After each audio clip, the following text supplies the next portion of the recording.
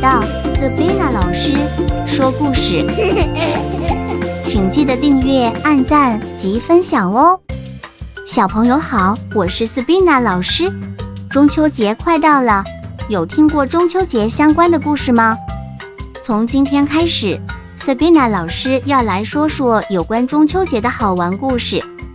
今天就要来讲英勇的后羿救了大犬天猫星的故事。很久很久以前，在一个大犬天猫星的东方，长出了一个1000丈高又有灵气的扶桑树。神有10个儿子，就让他们住在这。小朋友们有想过为什么神的儿子要住扶桑树上呢？原来神的儿子是10只火乌鸦。火乌鸦有3只脚，身上的羽毛黑到发亮，像团火球。当它们飞到天空的时候，汪星人和喵星人抬头看，就好像看到一团刺眼的圆火球一样。神的10个儿子很调皮，他们有时会玩捉迷藏、踢足球，追来追去就会让大犬天猫星过热。土地干旱，他们跳到海里或河水里时，就会让海里面、河里面的水沸腾，而发出咕噜咕噜的冒泡声。但是扶桑树的灵气却可以将神的10个儿子那火球般的热度和亮度遮蔽住，所以神才把10个儿子安排至充满灵气的扶桑树里住。为了让大地有自然的规律，神就要求自己的小孩工作。他每天只派出1个小孩去工作，一大早只会有1个儿子开着车在固定的轨道上从东边慢慢的出现，越来越高，沿着规定的轨道巡逻着汪星人和喵星人的生活动态，下午再从西边慢慢的回扶桑树，并跟神报告今日大地生长的情形。神对着孩子说，我给你们的工作是很神圣的，为了让大地由黑夜转为日出，并一天下来照亮大地，让大地农作物和植物生长并行光合作用，提供氧气，让大地温暖，让汪喵星人长高、长壮、长聪明，可以做许多对世界有用的事。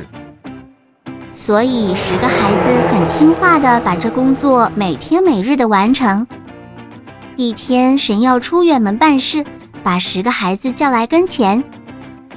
你们听好，我要出远门，可能有一段时间没办法回来，你们还是要乖乖的工作，等我回来再报告工作内容给我，千万不可以调皮捣蛋。交代完以后，神就出远门啦。刚开始10个孩子听话的把工作做得很好，可是有一天，其中1个孩子说，每天都这样工作，好无聊啊，我们明天一起出门去玩玩吧。另一个孩子也说，对呀，每天都走同一个路线，我都觉得好无趣。10个孩子七嘴八舌地聊得很兴奋，大家想着隔日一起开车出去。就这样隔天，汪猫星人发现天空出现了10个太阳，把天上当赛车道，没有上午、中午、下午之分。天气也越来越热，越来越晒，让许多汪汪、喵喵热到头昏脑胀，甚至还中暑晕倒了。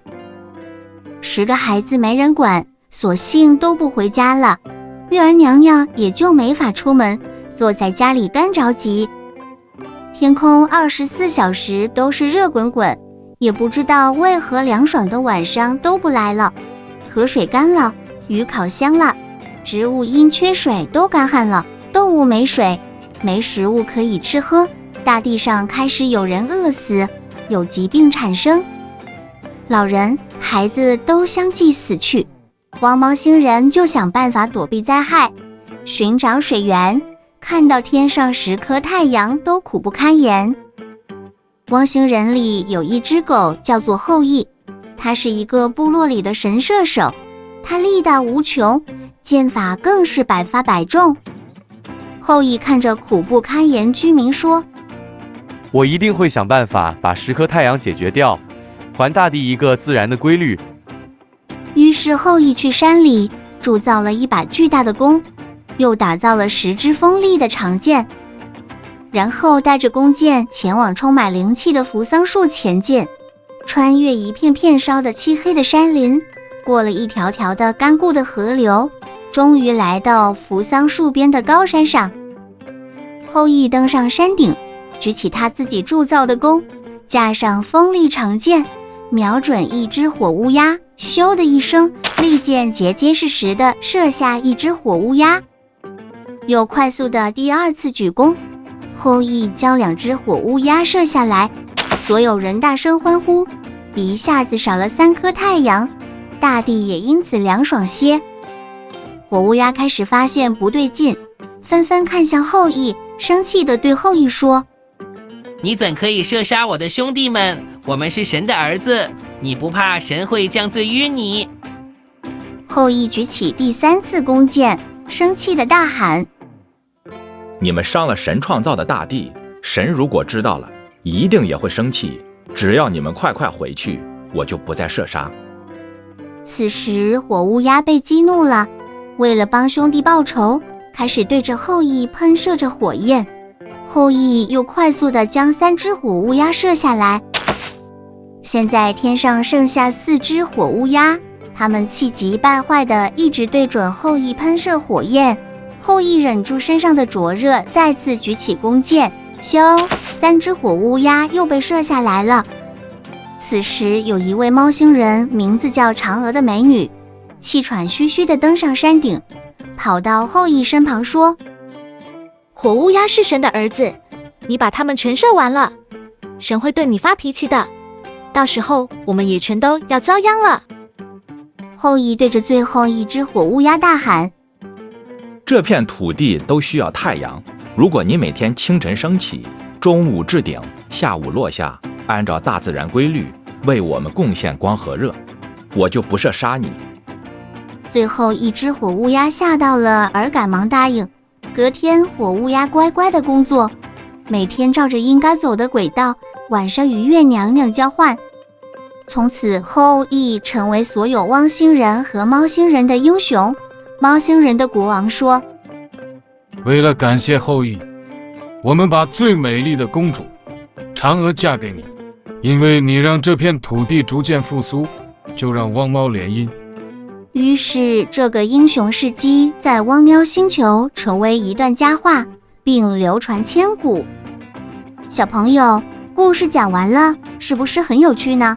下一期让我们来听听喵星人嫦娥美人的爱情故事。今天故事就说到这里，下次记得再来听 Sabina 老师说故事。